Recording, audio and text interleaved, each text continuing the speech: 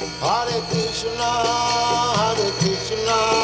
Krishna Krishna, Hare Hare, Hare Rama,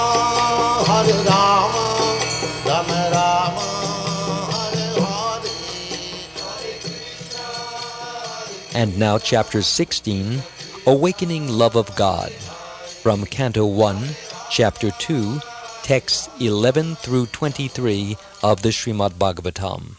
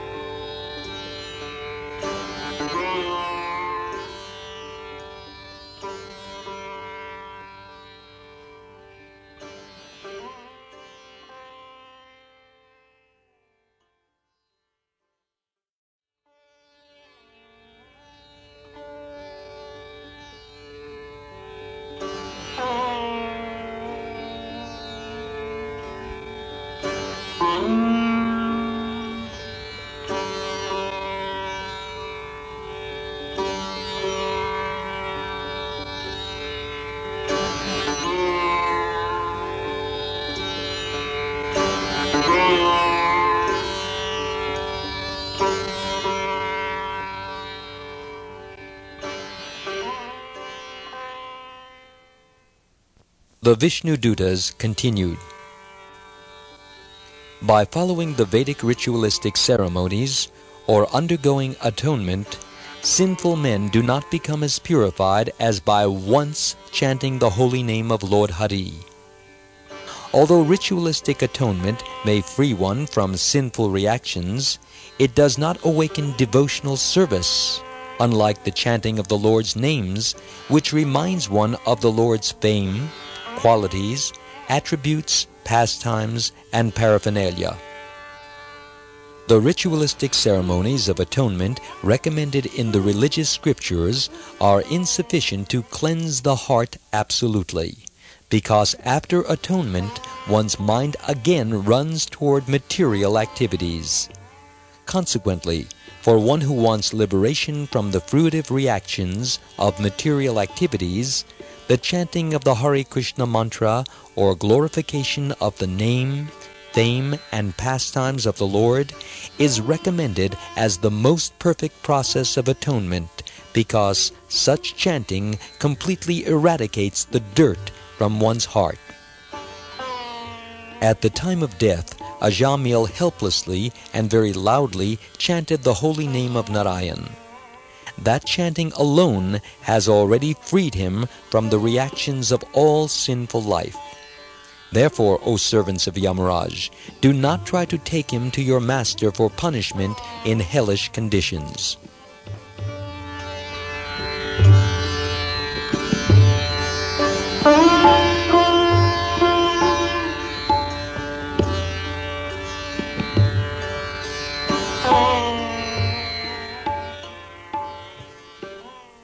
One who chants the holy name of the Lord is immediately freed from the reactions of unlimited sins, even if he chants the holy name jokingly, for musical entertainment, neglectfully, or even to indicate something else. This is accepted by all learned scholars of the scriptures. If a person somehow or other chants the holy name of Hari while dying because of an accident, such as falling from the top of a house, slipping and suffering broken bones while traveling on the road, being bitten by a snake, being afflicted with pain and high fever, or being injured by a weapon, he is immediately absolved from having to enter hellish life, even if he was sinful throughout his life. Learned scholars and sages have carefully ascertained that one should atone for the heaviest sins by undergoing a heavy process of atonement, and one should atone for lighter sins by undergoing lighter atonement. But chanting the Hare Krishna mantra vanquishes all the effects of sinful activities, regardless of whether heavy or light. Although one may neutralize the reactions of sinful life through austerity, charity, vows, and other such methods, these pious activities cannot uproot the material desires in one's heart. However, one who serves the lotus feet of the personality of Godhead is immediately freed from all such contaminations. As a fire burns dry grass to ashes, so the holy name of the Lord, whether chanted knowingly or unknowingly, unfailingly burns to ashes all the reactions of one's sinful activities.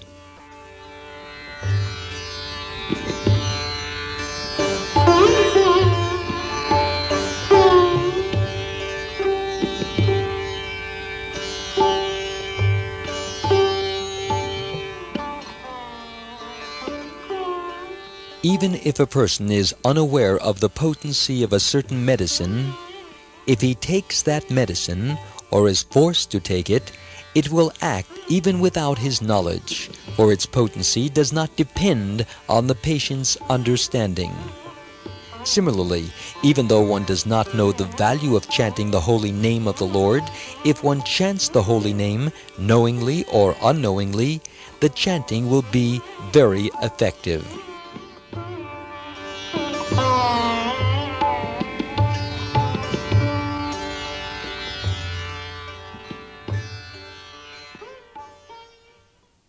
Sri Shukdev Goswami continued speaking to King Pariksit.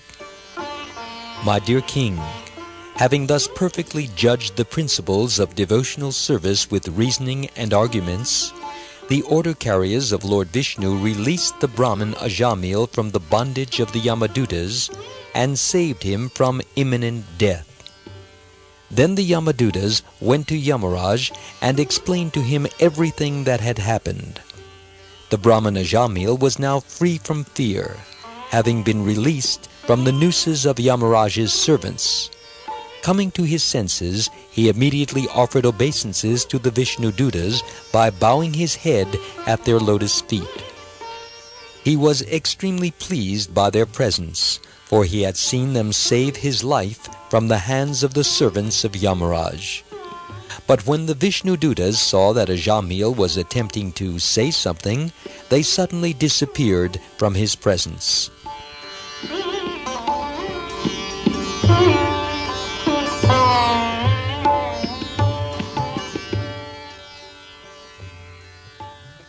Purport. Here the Vishnudutas say that the Vedic scriptures recommend various means of atonement by which a person may be delivered from the reactions of his sinful activities. In Christianity, there is also a means of atonement. If a Catholic commits a sin, for example, he is instructed to go to a priest and confess, "I have committed such and such a sin." The priest is supposed to be an authorized representative of God, and so if he excuses the sinner, the sin becomes nullified. However, such atonement cannot purify the sinful man as much as the purifying process of chanting the holy name of Lord Krishna. The man who confesses to having sinned leaves the church and often commits the same sin again. In other words, there is no question of becoming purified by this process of atonement. Still, atonement of various kinds is recommended in the Vedas for those who are not ready to take up the process of pure devotional service. These methods of atonement are proportional to the severity of the sin they are meant to counteract. For example, if we fall sick with a cough or influenza, the cost of medicine prescribed by the doctor may be little. But if we are stricken with tuberculosis, the medicine will be more costly. Likewise, prayaschita, or the ritualistic ceremonies for counteracting sinful activities, is proportionately less or greater according to the gravity of the sin. If we commit a grievous sin, then the penance will be severe. These are the prescriptions given by great sages like Parashara Muni and Manu. The sages have composed 20 kinds of scriptures, constituting the Dharma Shastra, and these scriptures are meant for atoning for one's sins and elevating one to the heavenly planets. For example, it is said that if one has committed certain crimes, he must vow to fast for a certain number of days or give charity. Or a businessman who has earned $1 million by sinful activities must give in charity accordingly.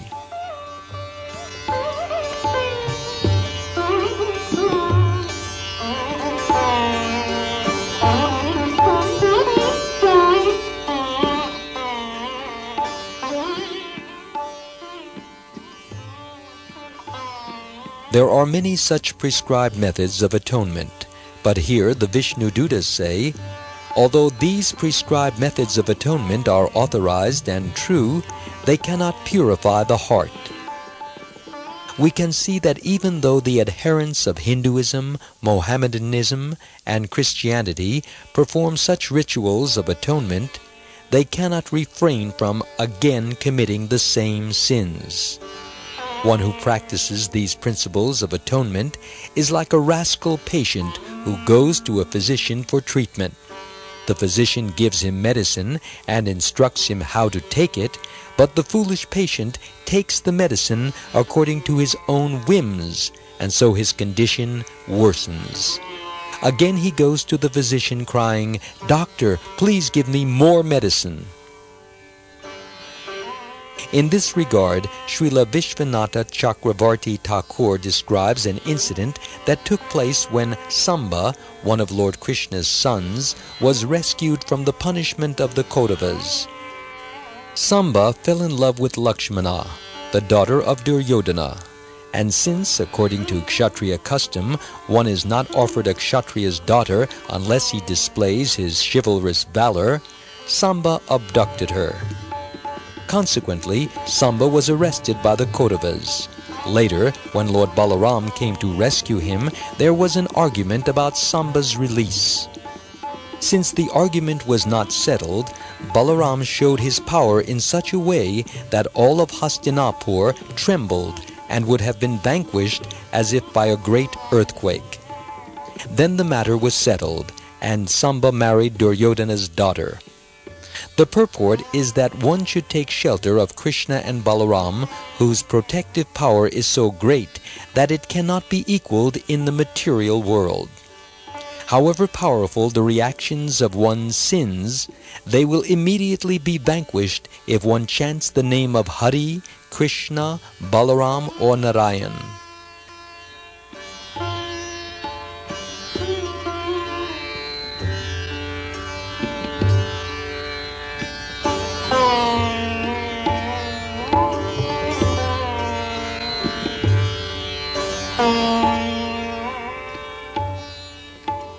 Therefore, such rituals of atonement as fasting and giving charity are not accepted by the Vishnu Dutas.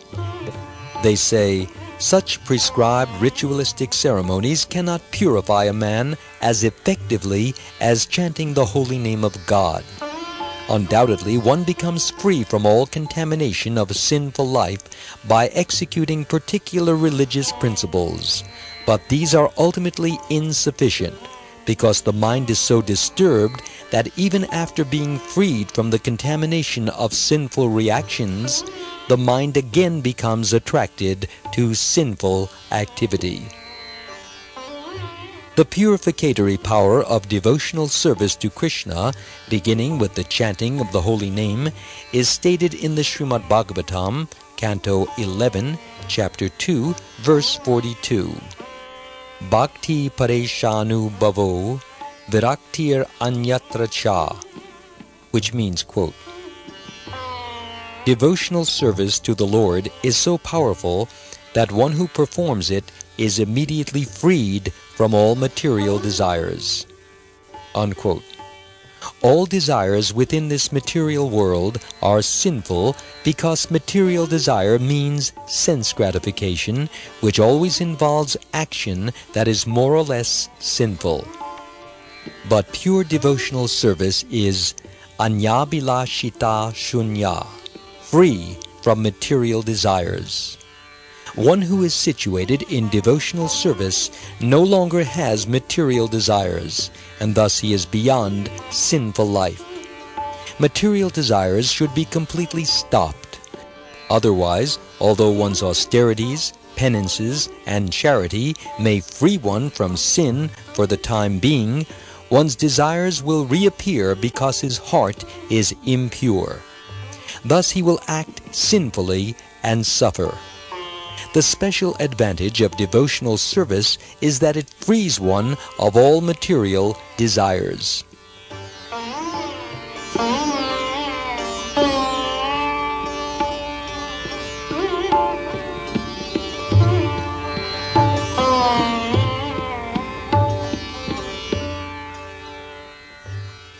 One cannot purify one's heart by atonement alone.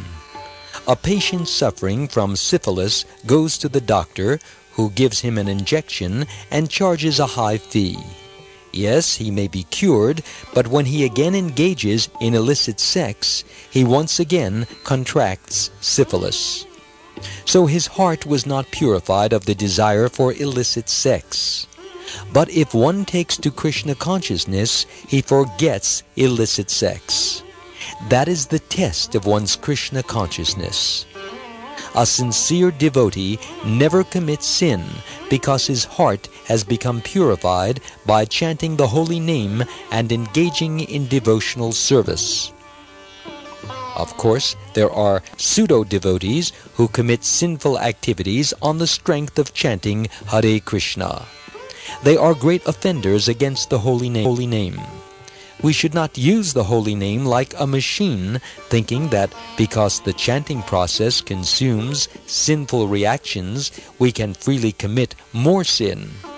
This is the greatest offense against the holy name of Krishna. Whatever sins we may have previously committed are immediately eradicated by offenseless chanting of the holy name of the Lord, even just once. But we must not sin again. Lord Chaitanya Mahaprabhu forgave the sinful Jagai and Madhai, who had been drunkards, woman hunters, meat eaters, and gamblers. But these two sinners fell down at the lotus feet of Lord Chaitanya and Nityananda Prabhu and cried, "Sirs, we are so sinful, kindly deliver us." Lord Chaitanya agreed on the condition that they promised not to commit any more sins. He said, "Whatever you have done I shall excuse, but do not do it again." Thus Jagai and Madhai vowed, "This is the end of our sinful activities. We shall not do them any more." When a person is initiated by a spiritual master, the reactions of his sins immediately become nullified. But that does not mean he can again commit sins.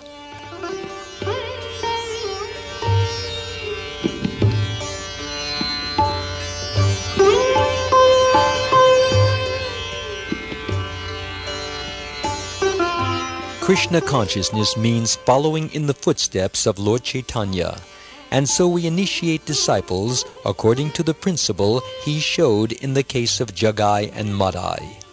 We accept many people into our society as duly initiated disciples, but only if they vow to observe these regulations. No more illicit sex, no more gambling, no more intoxication, and no more animal killing or meat eating. These regulations are necessary because if one takes up spiritual life and at the same time goes on committing sinful activities, he will never be able to make progress. As Krishna clearly says in the Bhagavad Gita, chapter 7, verse 28,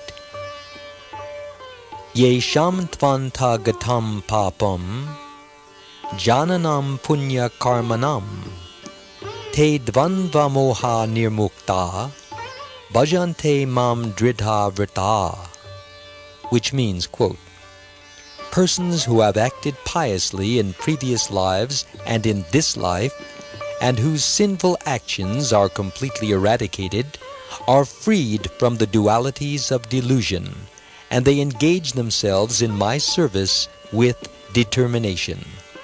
Unquote. If we are actually serious about entering into the kingdom of God, Vaikuntha, then we should be very careful to follow the 4 regulative principles mentioned above. One must not have any sex except to have children within marriage. One must not indulge in intoxication. One must not gamble. And one must not eat meat, fish, or eggs, or anything else beyond the foods established for human beings: grains, fruits, vegetables, milk, and sugar. Such foodstuffs are sattvika, or pure and good, and they are allotted for human consumption. One should not imitate the cats and dogs, reasoning that because the animals are eating meat, human beings can also do likewise. If everything edible is food, why not eat stool?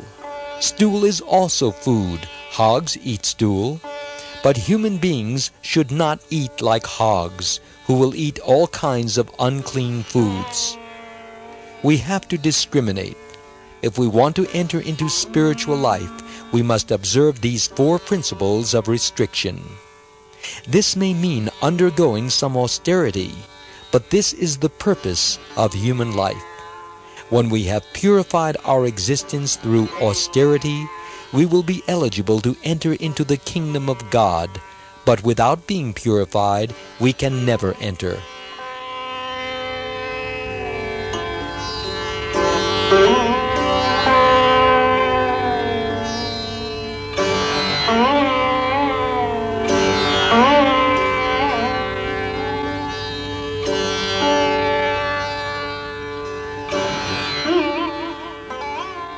If one chants the holy name of God, Hare Krishna, Krishna Krishna, Hare Hare, Hare Rama, Rama Rama, Hare Hare, eventually he will see Krishna's form, realize Krishna's qualities, and remember Krishna's pastimes. That is the effect of the pure chanting of the Hare Krishna Mahamantra. Srila Vishwanath Chakravarti Thakur comments that the chanting of the holy name of the Lord has special significance that distinguishes it from the Vedic ritualistic ceremonies of atonement for severe, more severe, or most severe sins. There are 20 types of religious scriptures called Dharma Shastras, beginning with the Manu Samhita and Parasara Samhita. But herein it is stressed that although one may become free from the reactions of the most sinful activities by following the religious principles of these scriptures, this cannot promote a sinful man to the stage of loving service to the Lord. On the other hand, chanting the holy name of the Lord even once not only frees one immediately from the reactions of the greatest sins, but also begins to raise one to the platform of rendering loving service to the Supreme Personality of Godhead. Thus one serves the Lord by remembering His form, attributes, and pastimes. Srila Vishwanath Chakravarti explains that it is because of the Lord's omnipotence that this is all possible simply by chanting His holy name. What cannot be achieved through the performance of Vedic rituals can easily be achieved through the chanting of the Lord's holy name. To chant the holy name and dance in ecstasy is so easy, sublime, and effective that one can readily achieve all the benefits of spiritual life simply by following this process. Therefore, Sri Chaitanya Mahaprabhu declares, Param Vijayate Sri Krishna Sankirtanam, which means, quote, all glories to the congregational chanting of Lord Krishna's holy name, unquote. The Sankirtan movement we have started offers the best process for immediately becoming purified of all sinful reactions and coming to the platform of spiritual life.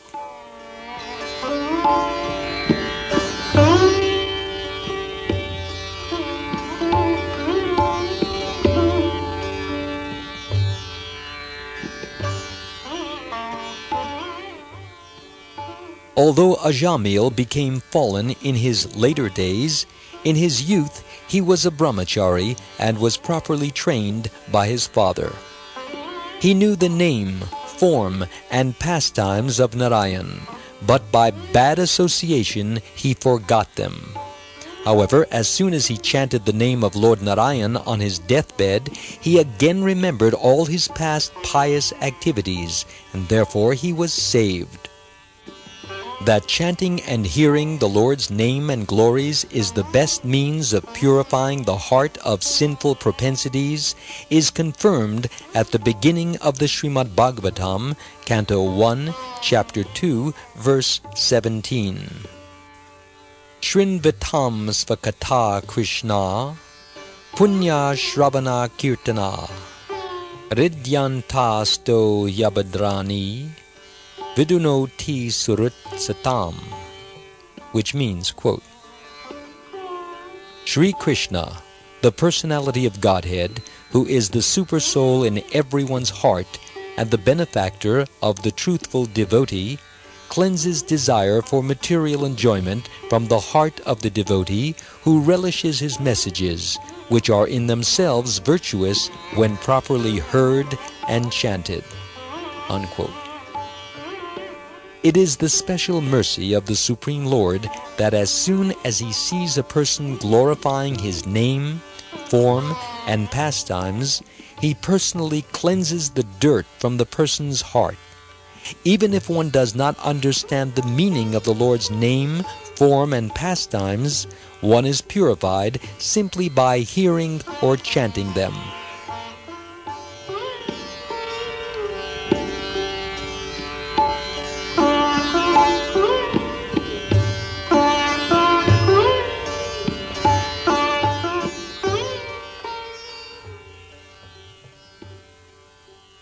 One's main purpose in human life should be to purify one's existence and achieve liberation.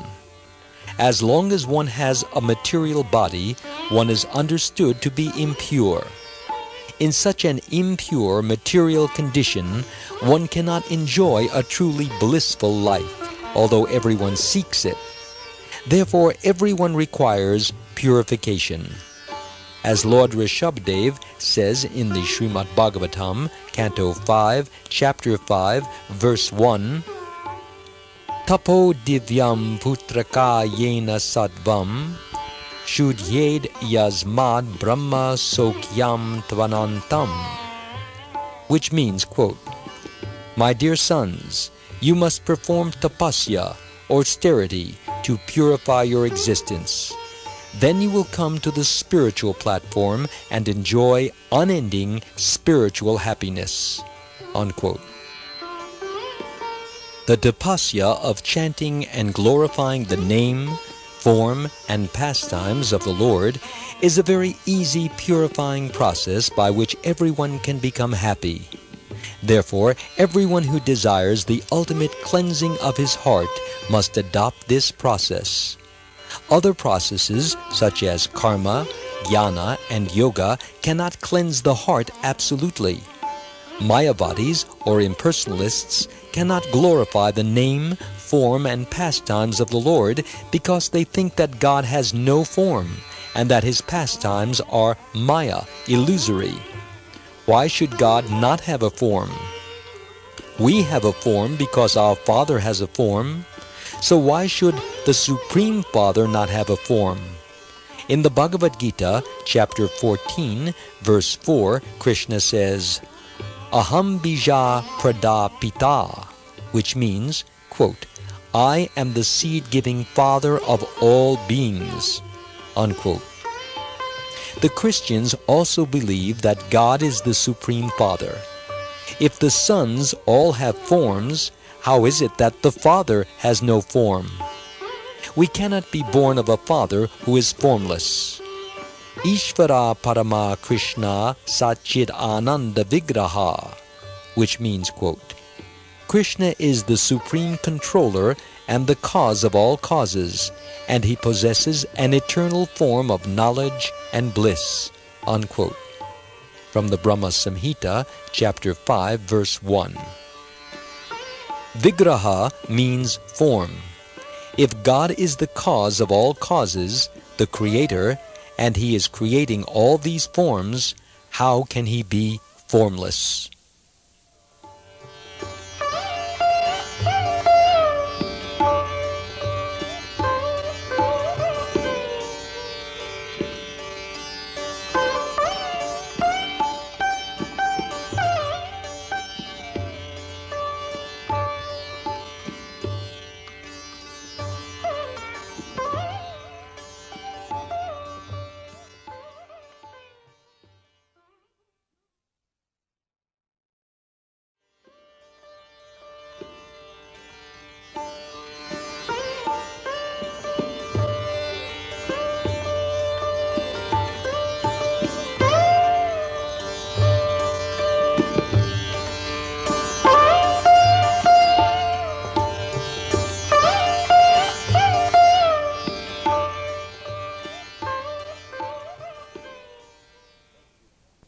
God has a form, but it is not a form like ours.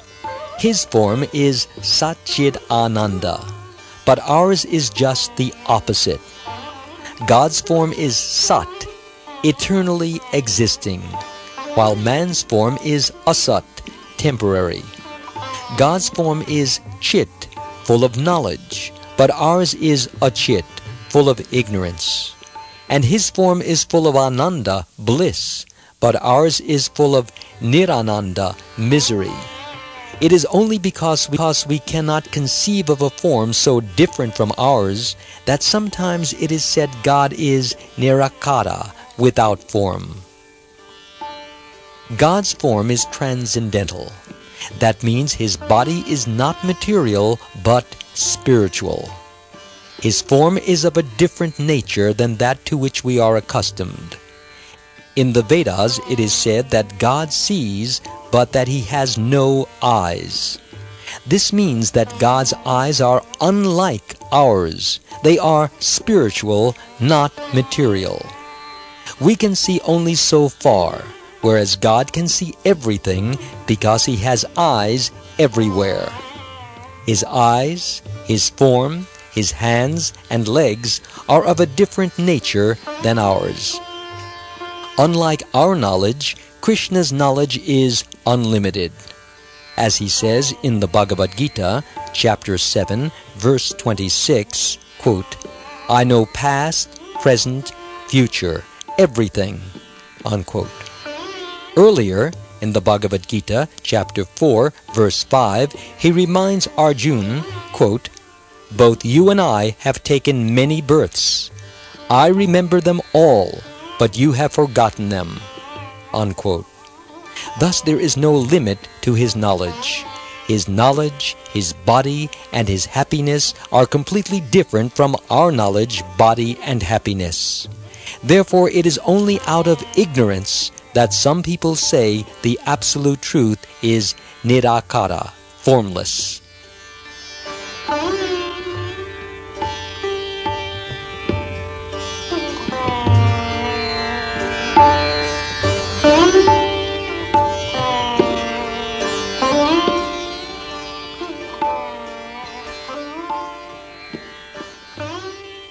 Thinking that God has no form is just imagination. It is material thought. We have a form, so he must have a form, though not a form like ours. Only fools think God is ultimately formless. Krishna declares this in the Bhagavad Gita, chapter 7, verse 24. Avyaktam vyaktim apanam manyante mam abudaya, which means, quote, unintelligent men think that I was impersonal before and have now assumed this personality, unquote.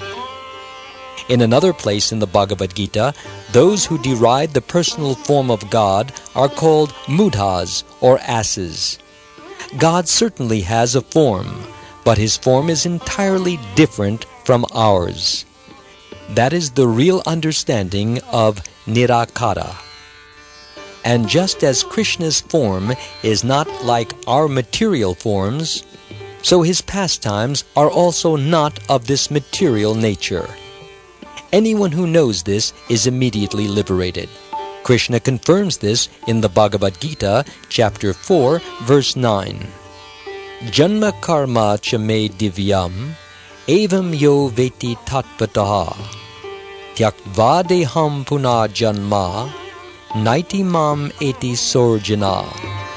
Which means, quote, one who knows the transcendental nature of my appearance and activities does not, upon leaving the body, take his birth again in this material world, but attains my eternal abode.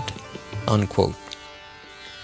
Simply by chanting the holy name of Krishna purely, one can come to understand the pastimes of the Supreme Lord and thus become liberated.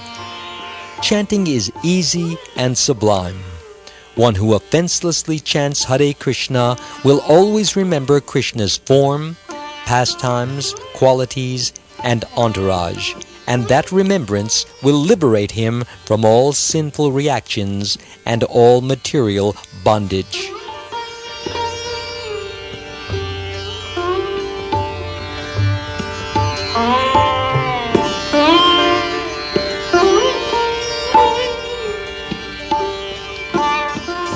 The Vishnu Dutas here declare that although there are many methods prescribed in the Vedas for attaining liberation from sinful reactions, these methods are all insufficient because they cannot elevate a person to the standard of absolute purity.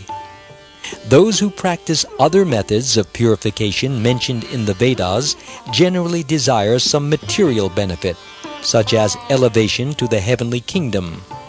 But a devotee does not care for elevation to the heavenly planets. A devotee doesn't care a fig for any planet in this material world because he knows that the benefit of entering into the heavenly kingdom is temporary. We may live for thousands of years on a higher planet and enjoy a very high standard of life, complete with beautiful wife, abundant wealth, and the finest wine, but there is no permanent benefit. For a devotee, such a life is hellish because he does not wish to live without Krishna. That is genuine spiritual realization. We simply care for Krishna and how Krishna will be happy. That is real happiness. We try to please Krishna. Kamsa was also Krishna conscious insofar as he was always thinking of Krishna, but his meditation was unfavorable. His meditation was on how to kill Krishna. He was thinking of Krishna, but he thought of him as his enemy. That is certainly not bhakti or devotion. Thinking of Krishna, but being opposed to his desire, opposed to satisfying him, is not bhakti. One must act favorably in Krishna consciousness. Arjuna was a devotee because he acted favorably for the satisfaction of Krishna. Materially speaking, Arjuna's actions appear unfavorable, but they were favorable as far as Krishna was concerned. Therefore, they were perfect and free from all sin.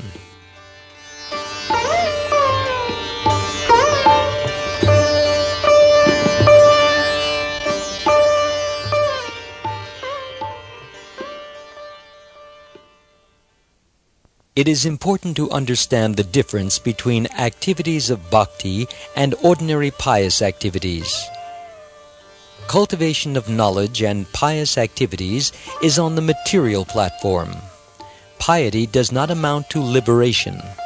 A pious man is situated on the platform of goodness, but he remains a conditioned soul bound up by good reactions. One may even become a Brahmin, a very pious man, but that does not mean he has become a devotee. and sometimes a devotee appears to act against the rules of mundane piety. Arjuna, for example, was an exalted devotee of Lord Krishna, but he killed his relatives. Ignorant people may say, "Arjuna is not a good man. Look, he killed his grandfather, his teacher, and his nephews, devastating the entire family." But in the Bhagavad Gita, chapter 4, verse 3, Krishna says to Arjuna, "Bhakto si me," which means, "You are my very dear friend." In the estimation of the material world, Arjuna may not be a good man, but because he is a soul surrendered to the desire of the Supreme Lord, he must be accepted as a devotee. While it is true that Arjuna killed his own kinsman, in the eyes of Krishna he remained a dear friend and devotee. That is the difference between a devotee and a good man of this world. A good man of this world tries to always act piously, for he knows that if he acts badly, he will suffer sinful reactions. But a devotee, although naturally a very good man, can act like a bad man on Krishna's order and still not fall down. He remains a pure devotee and is very dear to the Lord.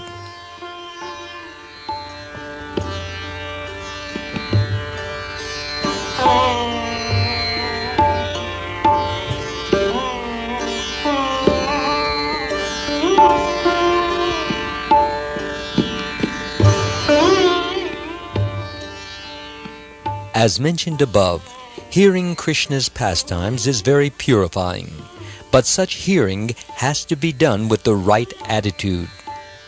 Some persons with material vision are very much attracted to Krishna's Ras Leela, his pastimes with his cowherd girlfriends, but they do not appreciate his fighting and killing the demons. They do not know that the absolute truth, Krishna, is good in any and all circumstances. Whether he is enjoying in the company of his devotees or killing the demons, he remains the absolute truth, and therefore all his pastimes are equally purifying to hear. Generally, people go to hear the Srimad Bhagavatam from professional reciters who are especially fond of describing the Ras Leela. The people think, "Oh, Krishna is embracing a girl. This is very nice." At times, 10,000 people will gather to hear the Ras Leela, and in this way, the reciters earn a nice profit. Thus, people come to think that the Srimad Bhagavatam means the 10th canto, which contains the Ras Leela and other pastimes. But what they don't realize is that there are so many important instructions in the other cantos as well. Lord Krishna, the summum bonum, is described in the 10th canto, and the other 9 cantos are especially meant for purifying the heart so that one may understand Krishna.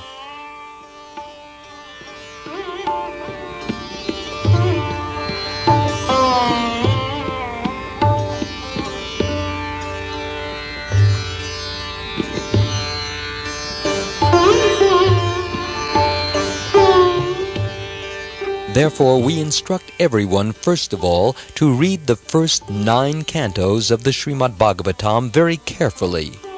Then one may read the 10th canto with proper understanding. Those who hear about Krishna's Ras Leela and take it as an ordinary story cannot know Krishna in truth. The Ras Leela is not an affair of lust.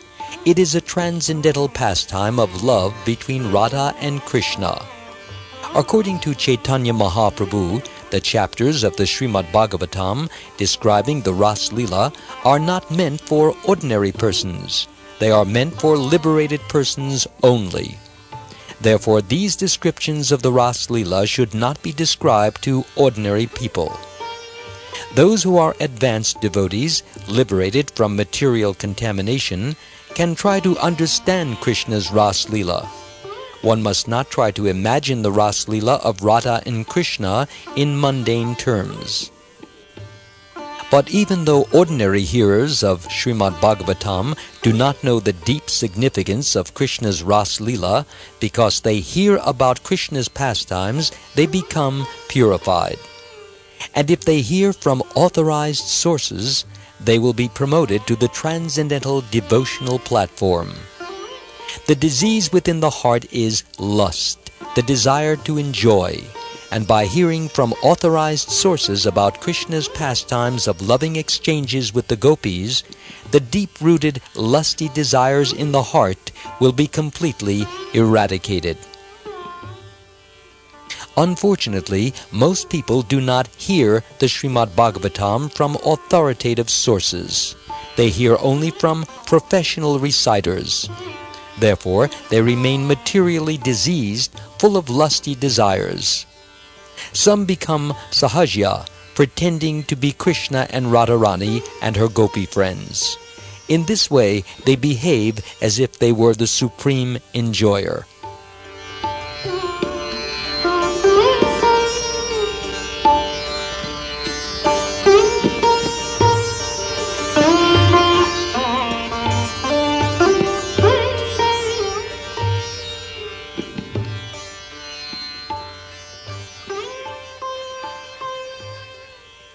The pure devotee's business is to satisfy Krishna, and as soon as he chants the Hare Krishna Maha Mantra, he remembers how to do so.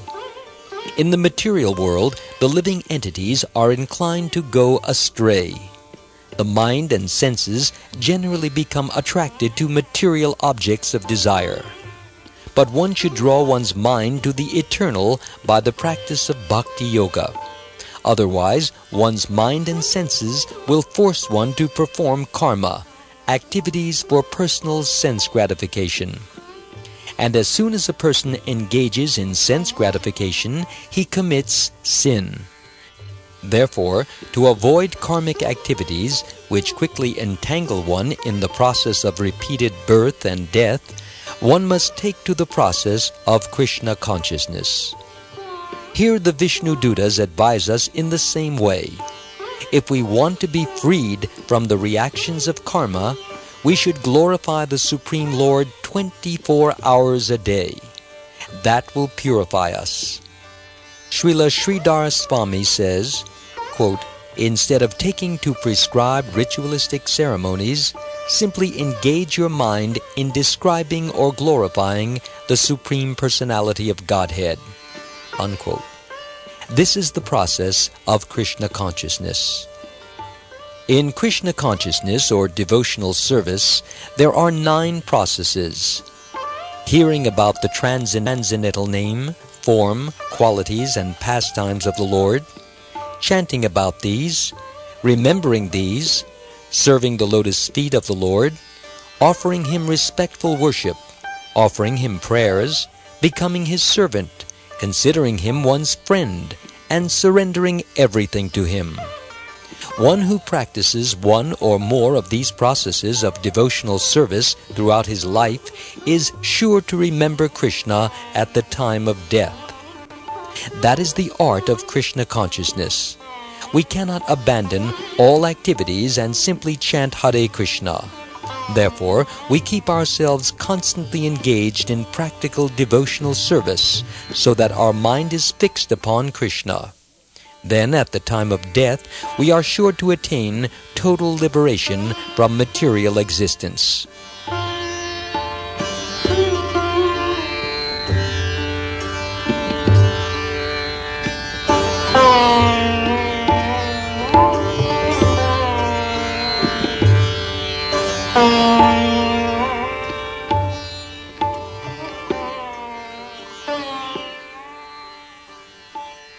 One who is not practiced in devotional service cannot all of a sudden chant the holy name of Narayan at the time of death. He must have prior practice in order to chant effectively. Therefore, Chaitanya Mahaprabhu has recommended Kirtaniya Sadahari, which means, quote, one should chant the holy name of the Lord constantly, unquote. This is the best way of remembering Krishna in this age, and always remembering Krishna ensures our return home back to Godhead. As the Lord promises in the Bhagavad Gita, chapter 8, verse 8, Abhyasa yoga yuktena chetasa nanya gamina paramam purusham divyam yati partha nuchintayan, which means, quote, he who meditates on me as the Supreme Personality of Godhead, his mind constantly engaged in remembering me, undeviated from the path, is sure to reach me, unquote. That Ajamil remembered Krishna was not accidental. He had chanted the name of Lord Narayan earlier in his life, but he forgot the Lord due to bad association. Nevertheless, the transcendental effect of his earlier practice was there at the time of his death, even though he was calling out the name of his youngest son, not intending to call for Krishna. As stated in the Bhagavad Gita, chapter 8, verse 6, Yam yam vapi smaran bhavam tyajat yante kalevaram tam tam me vaiti konteya sadatad bhava bhavita, which means, quote, whatever state of being one remembers when he quits his body, that state he will attain without fail, unquote. One who practices chanting the Hare Krishna mantra is naturally expected to chant Hare Krishna when he meets with some accident. Even without such practice, however, if one somehow or other chants the holy name of the Lord when he meets with an accident and dies, he will be saved from hellish life after death. For example, if a person falls from a high rooftop but somehow or other cries out, Hare Krishna, that cry will be heard by the Lord. Or if in our sleep we dream that a tiger is coming to eat us and we chant Hare Krishna in our sleep, the Lord hears that also.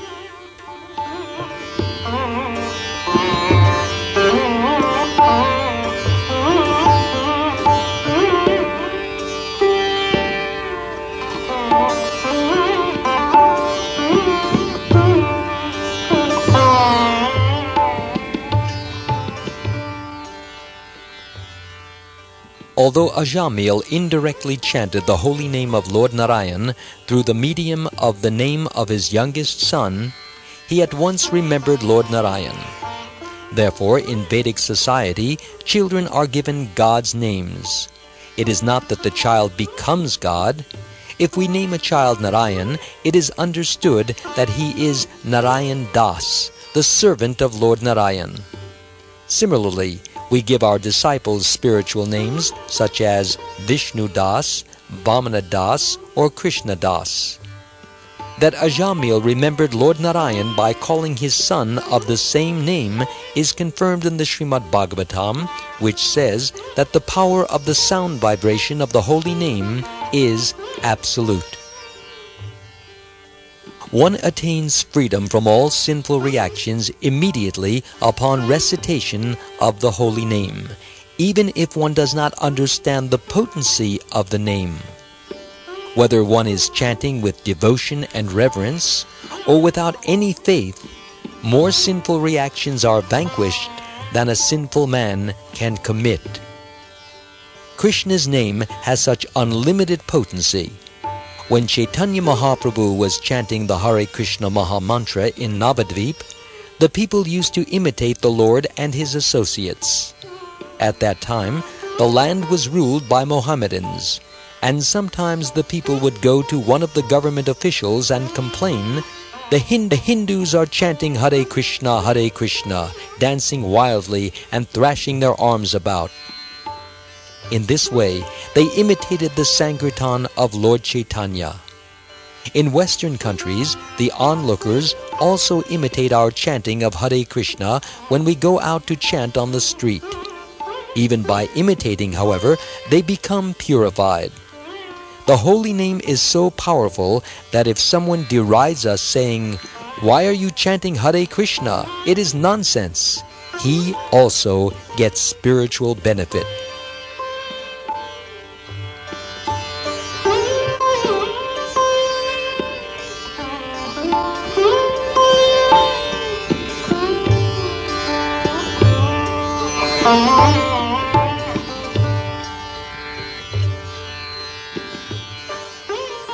The chanting of Krishna's holy name is like the sun rising in one's darkened heart. This universe is full of darkness, and only by Krishna's arrangement for sunshine do we see light. As soon as the sun sets, the world comes under the influence of darkness. Likewise, our heart is full of the darkness of ignorance, but there is a light to dispel the darkness, and that light is Krishna consciousness. Due to impious activities, we are in ignorance. But to those who constantly engage in the service of the Lord with love and affection, Krishna reveals himself in the heart. By Krishna's special mercy, the devotees are always kept in the light of Krishna consciousness. Krishna knows everyone's intention or motive, and his mercy is especially meant for those who are sincerely engaged in his service. Krishna is equal to everyone, and as such, his mercy is unlimited. However, he is very much inclined toward his devotees. If one is prepared to accept his mercy unlimitedly, then he is prepared to give it unlimitedly.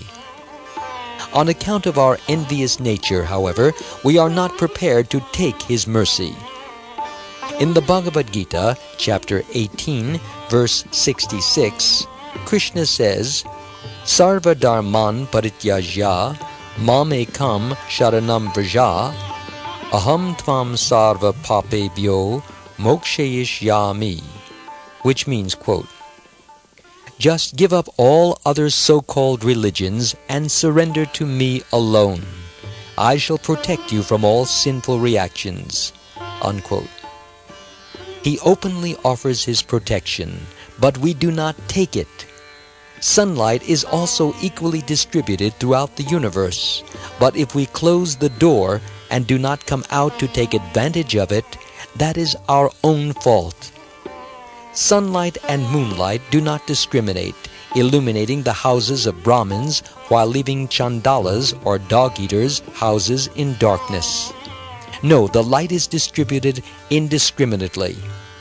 Similarly, the mercy of Krishna is equally available to everyone, but it is up to each individual to accept God's freely distributed mercy.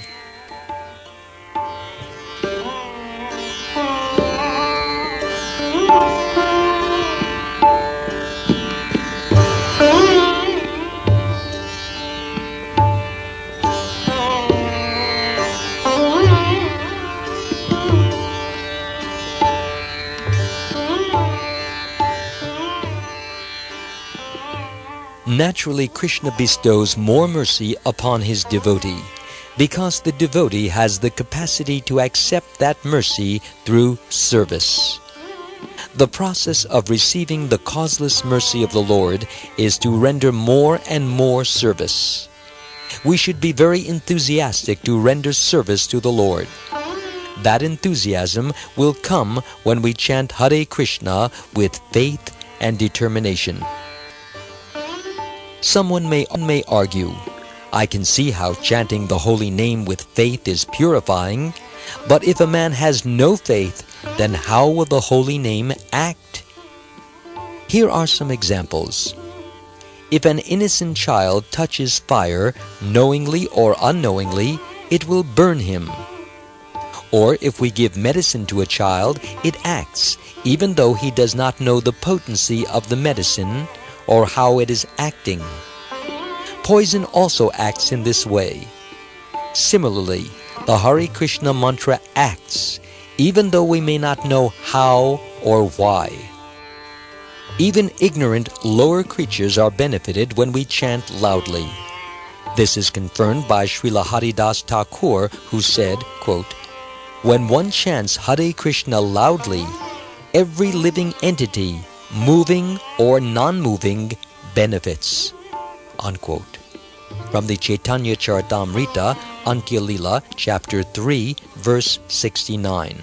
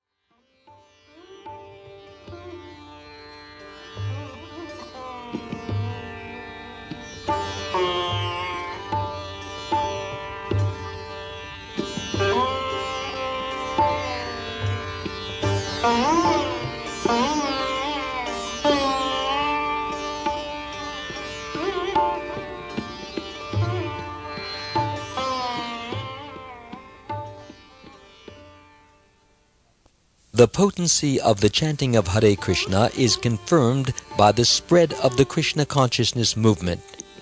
In countries where the Hare Krishna movement is spreading, learned scholars and other thoughtful men are realizing its effectiveness.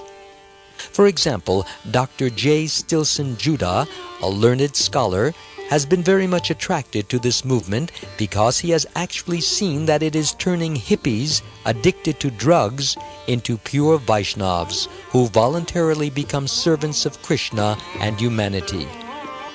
Even a few years ago, such hippies did not know the Hare Krishna mantra, but now they are chanting it and becoming pure Vaishnavas.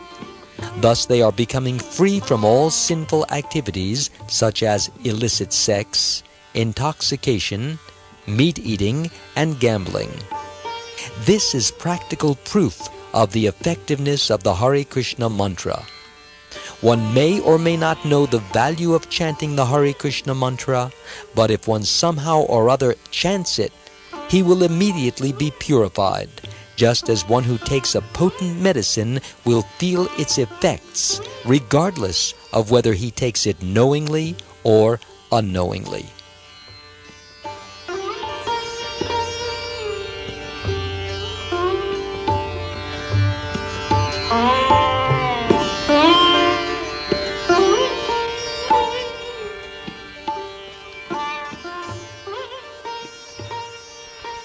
Another analogy. Fire will act regardless of whether handled by an innocent child or by someone well aware of its power. If a field of dry grass is set afire, either by a man who knows the power of fire or by a child who does not, the grass will be burned to ashes. Similarly, a person may or may not know the power of chanting the Hare Krishna mantra, but if he chants the holy name, he will become free from all sinful reactions. This is the correct conclusion of the Vishnu Dutas. The servants of Yamaraj are so powerful that generally they cannot be hindered anywhere. But this time they were baffled and disappointed in their attempt to take away a man they considered sinful. Therefore, they immediately returned to Yamaraj and described to him everything that had happened.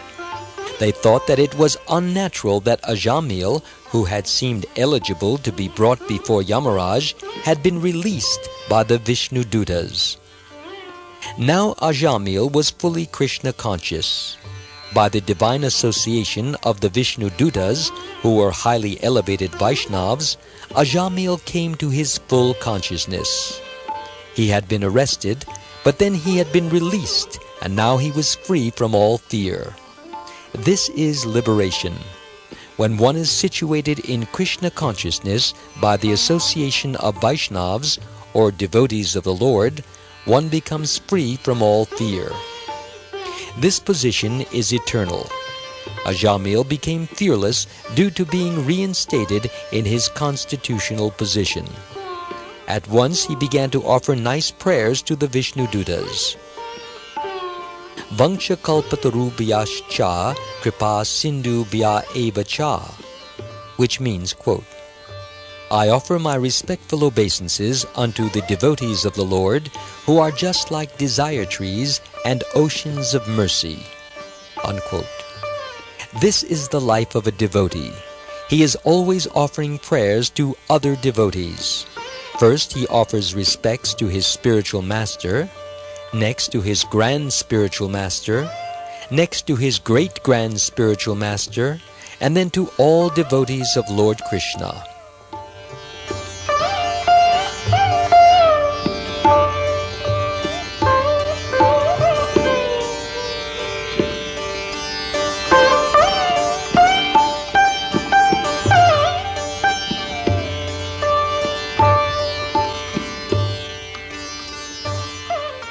Vaishnavas are also Vishnu Dutas because they carry out the orders of Krishna. Lord Krishna is very eager for all the conditioned souls rotting in this material world to surrender to him and be saved from material pangs in this life and punishment in hellish conditions after death. A Vaishnava therefore tries to bring conditioned souls to their senses. Those who are fortunate, like Ajamil, are saved by the Vishnu Dutas or Vaishnavas, and thus they return home back to Godhead. Good examples of merciful Vaishnavas are the 6 Goswamis. They scrutinizingly studied all kinds of scriptures to establish the principles of Krishna consciousness. In the Bhakti Rasamrita Sindhu, the nectar of devotion, Srila Rupa Goswami quotes many verses from different scriptures in support of the principles of bhakti. Why did he and the other Goswamis go to so much trouble and research? It is very laborious to research the Vedic literature in search of authoritative statements and then to assimilate them in order to support the Vedic conclusions. But the 6 Goswamis took up that laborious work out of compassion for humanity. Spreading Krishna consciousness, as the 6 Goswamis did, is the best welfare work for all humanity. There seem to be many other welfare activities, but their benefit is only temporary. The great welfare work of spreading Krishna consciousness, undertaken by exalted personalities such as the 6 Goswamis of Vrindavan, has real value for all men, because it is based upon substantial spiritual truth. The Vaishnavas are just like desire trees or kalpa vriksha, for they can fulfill all one's spiritual desires, and thus they are also oceans of mercy, Kripa Sindhu.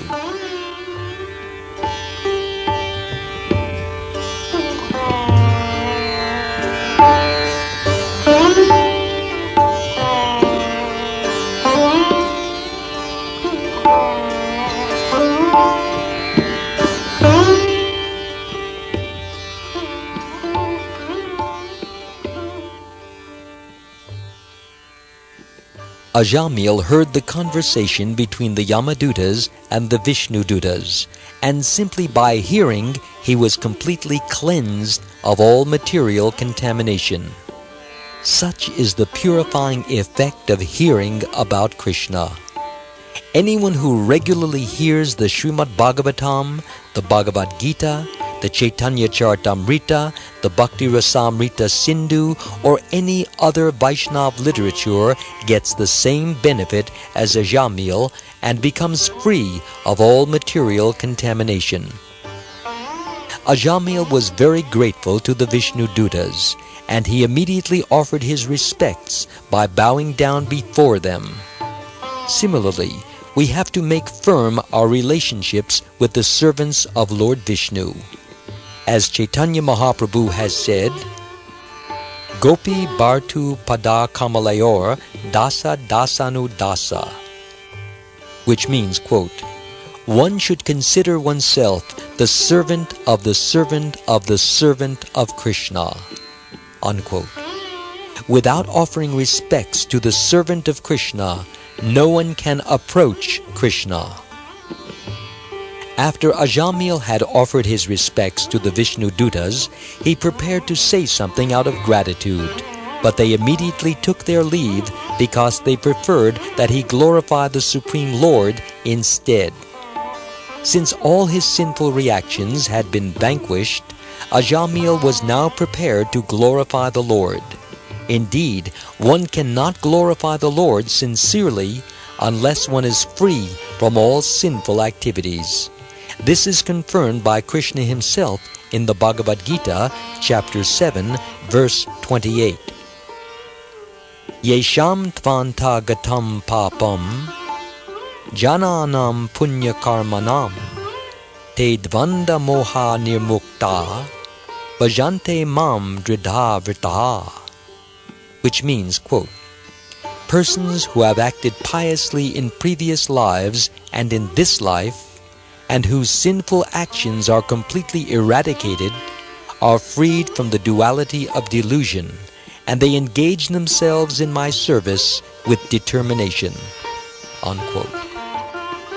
The Vishnu Dutas made Ajamil aware of devotional service so that he might soon become fit to return home back to Godhead.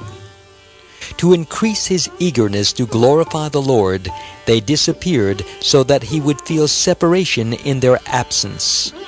In the mood of separation, glorification of the Lord is very intense.